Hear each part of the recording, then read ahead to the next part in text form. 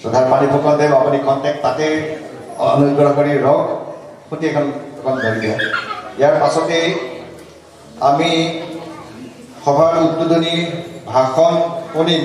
শ্ৰীযুত সৌৰভ পানী ফুকন ডাঙৰীয়া দেৱৰ পৰা তেখেত সাংস্কৃতিক উন্নয়ন বিষয়া অসম চৰকাৰৰ সাংস্কৃতিক সঞ্চালকালয়ৰ জাগিৰোড আৰু বৰদোৱা কেন্দ্ৰৰ দায়িত্বত থকা তেখেত এগৰাকী বিষয়া আমি তেখেতৰ ভাষণ ৰাখিবলৈ অনুৰোধ জনাইছোঁ 15 দিনত আমি কিছু আভাস দিবলৈহে চেষ্টা কৰা হৈছে গতিকে মই ভাবোঁ যি 30 গৰাকী প্ৰশিক্ষাৰ্থী ইয়াত হিচাপে নিৰ্বাচিত হৈছে গতিকে তেখেতো আহিলে অহাৰ পিছত আমি 4 দিন অনুষ্ঠিত কৰাৰ পিছতে লকডাউন ষ্টাৰ্ট হ'ল প্ৰশিক্ষাৰ্থী অতি ধৈৰ্যৰে নিজৰ গীত পৰিৱেশন কৰাৰ উপৰি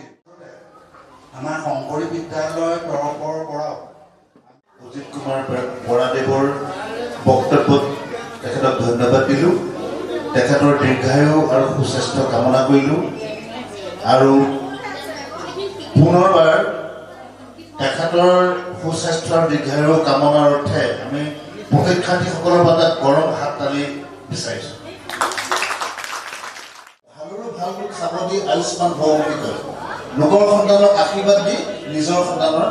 আয়ুস বঢ়ালে সঁচা নিভাজ যিটো কৰিলে আৰু তাৰ ফলস্বৰূপে এই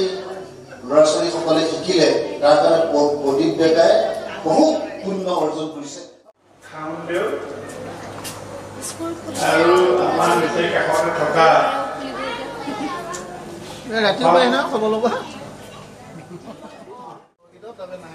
খবৰ নাই আৰু মানুহকেইটা আছে